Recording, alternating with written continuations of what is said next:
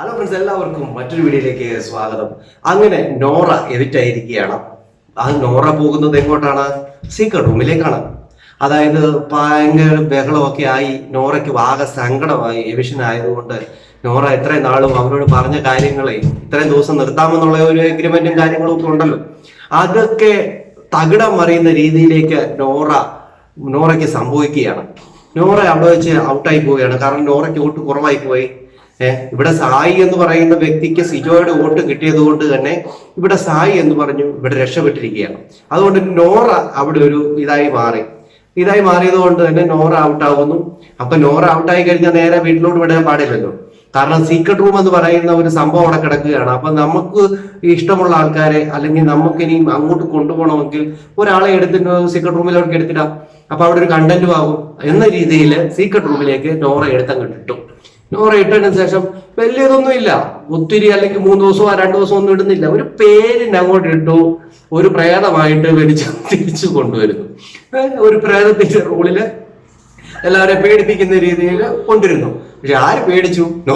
പേടിക്കേണ്ടതായിരിക്കും. നമുക്കത് കാത്തിരുന്ന് തന്നെ കാണാം കേട്ടോ. അത് നമുക്ക് നാളെ തന്നെ ലൈവിൽ അത് കാണാൻ സാധിക്കും. നോറ തന്നെ പേടിക്കുമോ അതോ മത്സരാർത്ഥികൾ പേടിക്കുമോ എന്നുള്ളത് എന്തുമായാലും അത് നമുക്ക് കാത്തിരുന്ന് തന്നെ കാണാം. ഇത് ജസ്റ്റ് ഒരു കണ്ടന്റ് എന്ന് പറഞ്ഞതാണ്. നോറെ അവിടുന്ന് കൊണ്ടിരുന്നു, നോറെ സീക്രട്ട് റൂമിൽ മാറ്റുന്നു, സീക്രട്ട് റൂമിൽ നിന്ന് നോറെ പ്രേതമാക്കി നോറെ ഇങ്ങോട്ട് കൊണ്ടുവരുന്നു. അത്രേ ഉള്ളൂ, അത് വേറെ ഒന്നുമില്ല. പിന്നെ അടുത്തെന്ന് പറഞ്ഞു കഴിഞ്ഞാൽ അടുത്ത ആഴ്ച പണപ്പെട്ടി തുടങ്ങുമല്ലോ. പണപ്പെട്ടി തുടങ്ങുമ്പോൾ ഇവിടെ പെങ്ങളുകുട്ടിക്ക് വേണ്ടി സായി ആംഗ്ല പണപ്പെട്ടി എടുക്കും. പണപ്പെട്ടി എടുത്തുകൊണ്ട് സായി ആംഗ്ല പുറത്തു പോകും. അത് തന്നെയാണ് പ്ലാന്. അതെടുത്ത് സായി തന്നെ എടുക്കും, അതിനൊരു സംശയമില്ല.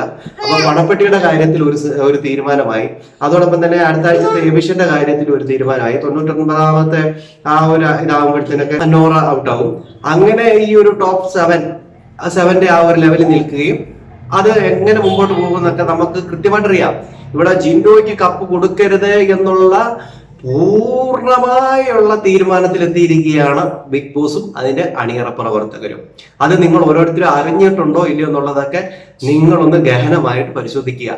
കാരണം ഇവിടെ വലിയ കളികൾ നടക്കുന്നുണ്ട്. കപ്പ് എന്തായാലും ജിൻഡോയ്ക്ക് കൊടുക്കരുത് എന്നുള്ള കളിയാണ് നടക്കുന്നത്. ജിൻഡോയ്ക്ക് ഇഷ്ടമുള്ളവരൊക്കെ അതൊക്കെ ഒന്ന് ശ്രദ്ധിക്കുക.